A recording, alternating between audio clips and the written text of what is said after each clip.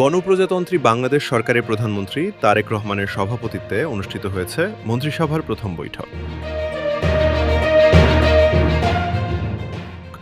বুধবার প্রধানমন্ত্রীর কার্যালয়ে এ বৈঠক অনুষ্ঠিত হয়।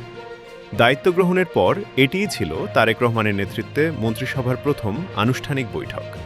বৈঠকে সরকারের চলমান কার্যক্রম, নীতিগত অগ্রাধিকার এবং বিভিন্ন মন্ত্রণালয়ের কর্মপরিকল্পনা নিয়ে বিস্তারিত আলোচনা হয় বলে সংশ্লিষ্ট সূত্র জানিয়েছে।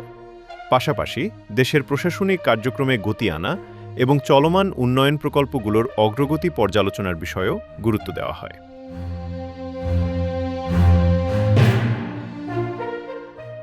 মন্ত্রিসভার সদস্যরা নিজ নিজ খাতের বর্তমান অবস্থা তুলে ধরেন।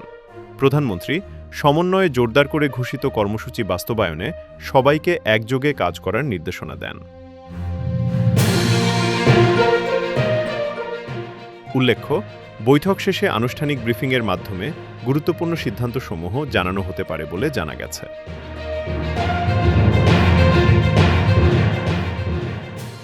ডেস্ক রিপোর্ট, কাল প্রকাশ।